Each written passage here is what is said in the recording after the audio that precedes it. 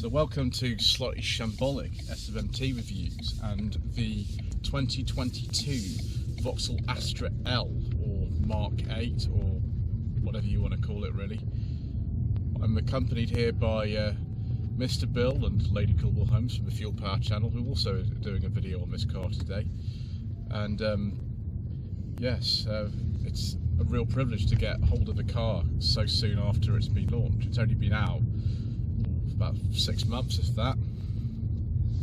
So the Mark 8 Astra or Astra L is actually not based on any General Motors platform since the formation of Stellantis, and you know, going back even further when Peugeot Citroën merged with Vauxhall and Opel. There is no more General Motors involvement with this car. The Astra K, which was the previous generation, that one still had some General Motors engines in the platform, but not this time. So this is based on the same platform as the Peugeot 308 and a good deal of other Stellantis products, including the engine. It's a 1.2 in this car, generating 130 horsepower. In this case, this is the GS line trim, and they've got a 6-speed manual here. You can get an automatic as well with this 130 brake horsepower version. For those of you who don't need that much power, which to be honest I probably don't, you can also get a 110 version of this engine. That's only available with a manual. And then you can go for 2 crazy plug-in hybrids. One of them has 180 horsepower, and then one has 225 horsepower. The 225 is not out of this country though yet. The trim levels have massively been simplified over what Vauxhall used to offer, which was so utterly confusing that only someone at a dealership could probably know what was going on. We've only got design, which used to be one of the top trims in an Astra, but now it's a base model. GS line like this, although hopefully you know, an Astra GSI might be on the way at some point soon. And then the Ultimate, which is the other one that's here today at the SMMT test day. But I would like to drive this because I like manuals, so this is the one for us. Feels pretty good actually. Nice smooth ride, very quiet, nice slick gearbox. Yes, most agreeable so far.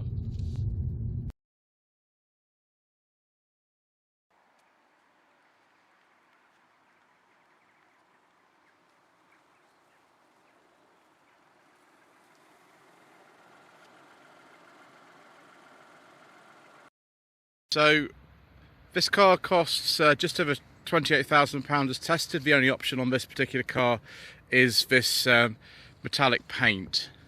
Vulcan Grey, I think they call this. It does look very different from the previous Astra K. It looks different from any other Astra, to be honest. I drove a Mark 1 Astra last year at Great British Car Journey up in Derbyshire, and there's been quite a lot of changes since 1980 when the Astra was originally launched. It's a physically much larger car. It's absolutely massive, really. But that's just the way things are going. If you would test drive a current Focus against this, then they're about the same kind of size. We've got all-round parking sensors on this car, which is just as well, because I think you're going to need them, particularly as the rear window's not massive on these. But then again, on the Astra H, the Astra J, and the Astra K, but it wasn't massive either. Reversing camera is handy. Boot badge is also the handle to get in. The boot's much bigger than before. It's actually 422 litres now, and you've got a movable floor. Oh, it smells so new in here. I like that smell, viewers. Just lift that up there. No spare wheel, of course. I'd really like to see one, but you know, you can't have everything, can you?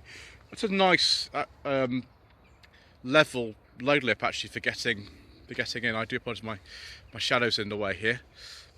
You can just take that out or just put it down if you want to. I'd probably have that personally in the down position most of the time.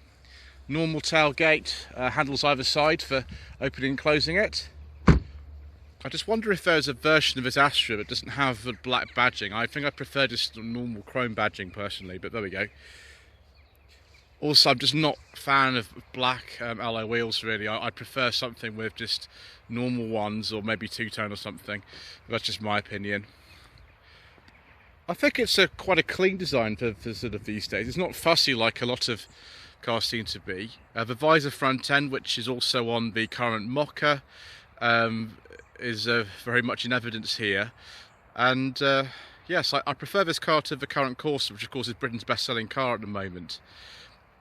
If we get in here, keyless entry, of course. I think we've got the key inside. Yes, we have. That's good.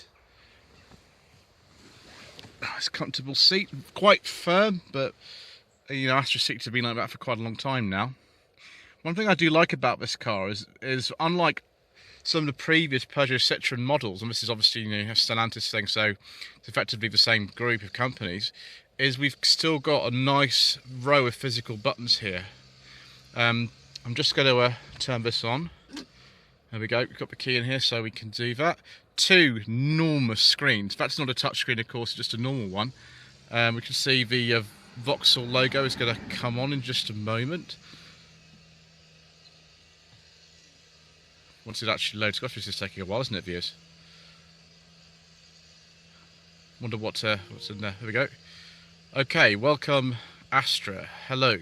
So that's quite a nice looking screen, actually. There's a few buttons here, the physical ones, the heated seats, heated steering wheel, bring you home, and that's just to adjust for temperature, I think. More heated seats, and there we go. Temperature, air conditioning, automatic, whatever you would need. I just would go up and down, or was it just up? Oh yes, you can actually do that if you want. And yes, that's fantastic. You don't need to go to a touchscreen or anything. It does actually adjust it. Although right at the top there, you can kind of see that it's a very, very tiny little display which shows you that you're actually doing anything. So just be aware of that. It's not particularly a problem. It's better than I'm used to from you know, cars of this group. These stalks though do remind me very much of sort of Peugeot Citroën items. It's not, again, not really a problem. It's just interesting to see them in a product from Vauxhall. So DAB radio, we go back and look at some other stuff on here. Apart from that, we'll have Android Auto and Apple CarPlay in here, of course. Maybe if we take a look here. There we go, player, stations and settings. Right, just hold on a second, viewers. I think I need to go onto a different menu to bring up the other things on this screen. Aha, so if you swipe like this, you get to the other bit. Okay, there we go. So it's a TomTom system, actually, this, and that looks quite good. Personally, I would just use Android Auto, but that's just me. There we go, that's what I wanted to see. So heated steering wheel, navigation, climate control. If you can also put the climate control on here if that's what you want to do. You don't need to do that, but you can. One thing I don't see is like a back button on here, which I find a little bit annoying. I would personally prefer a back button rather than having to keep pressing that one.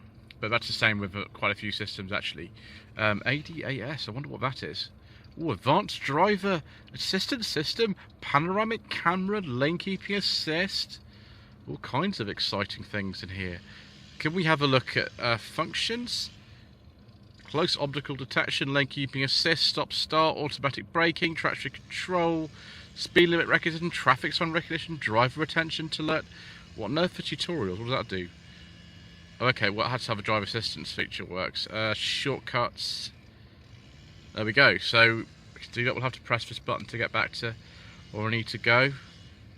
Mirror screen, so this will be Android Auto and Apple CarPlay.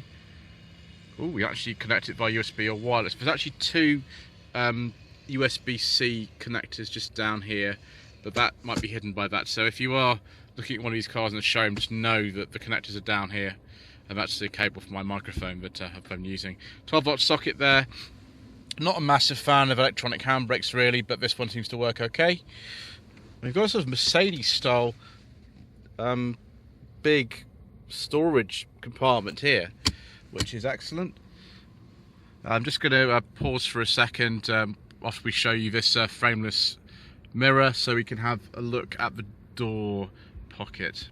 So, because this is a GS line, we have a bit of red trim in here to indicate that it's sporty intentions, even if it's just got the same 130 brake horsepower engine as you know, some of the other trims like the Design and the Ultimate.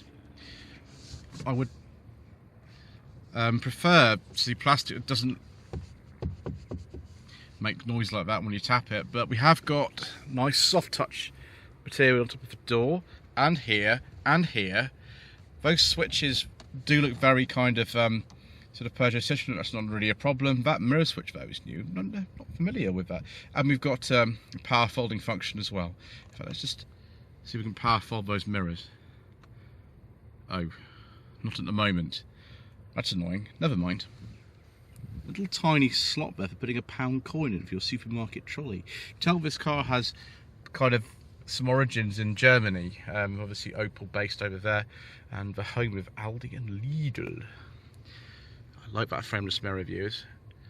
Bit of a dark headlining here, not really my preference, but there we go. I wonder if that SOS button's anything to do with the old OnStar system that General Motors used to have. It probably isn't actually. 2 LED map lights in here. Fortunately, there are lights in the back as well. We'll have a look at those in a second. Yeah, I think that's it for this area. We'll have a look though at this system here, see if we can operate it. No, that's not good. No, fortunately we've got a physical knob to turn that off if that happens. Not really a fan, viewers, for things like that. Just this system. Besides, we've got the cruise control. That's the driving assistance system, mandatory speed limit control, which is, you know, standard for all cars these days. Actually, since I think this year, this car did 709 miles, which is crazy. I don't really want to start the engine. Can I have a look at some of the other functions without starting the engine, viewers? Yes, I can. There we go. So radio. Don't really want the radio though. I want some other functions. Do we get to see anything else?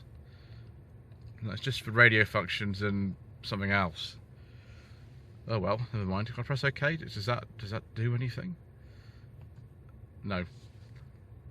For brave viewers, we're going to have to leave it at that. Although it can see on here, we've got the speed limit displayed there, which is nice, and it does remind me that I have to press the clutch if I want to start the engine. I suppose that's useful.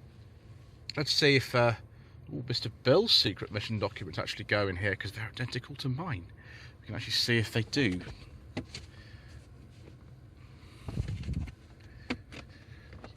Yes, excellent, viewers. We'd like secret mission document storage. I'll just put that back and put it back on the page he was on a little bit later.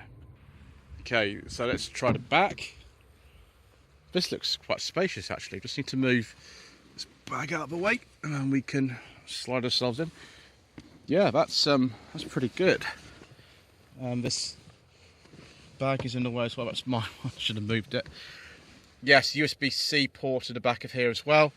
Yeah, there's plenty of room in here. I mean, this is probably for a driver who's even taller than me, and absolutely fine. Just put your feet underneath there.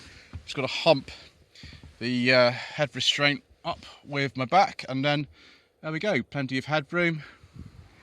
LED lights on either side. I've actually got not only an armrest in here, this is actually a ski hatch, which reminds me of the old Mark III Cavalier, which used to have one of those as well. I don't know if this is real leather or article leather. I'll have to check the specification sheet to tell you in a second. But again, I think we've got a soft touch door top so now, but we don't get those in a Golf anyway, so not really a surprise. It's better than the kind of really austere door card you used to get in an Astra J. Door pocket down there, which is good. Obviously you can fold these rear seats. I think they go 60/40, yes they do. Map pocket down here, climate control vents, and then that little USB-C port there too. Unfortunately, there's no hydraulic strut in here. You know, the plug-in hybrid versions of this car cost about £37,000, or they go up to that, and there's no gas struts, which I think is a little bit of a shame, but there we go. So here's the 3-cylinder 1.2 PureTech engine, in this case developing 130 horsepower. It's actually a reasonable amount of room around it, bearing in mind the car does have an option for a 1.64 cylinder powertrain with a plug-in hybrid system, so obviously this little 3-cylinder is going to look quite sort of dwarfed by that, and it sort of does really. But everything looks reasonably easy to get to if you're going to be servicing this in obviously over 3 years' time when the warranty is expired on it. Yeah, you actually see the gearbox, that's quite good. Right. I think we need to get to the back of a road for a brief time, viewers. Lloyd Vehicle Consulting stickers, t-shirts and mugs are available by clicking the link to the Google form in the video description below.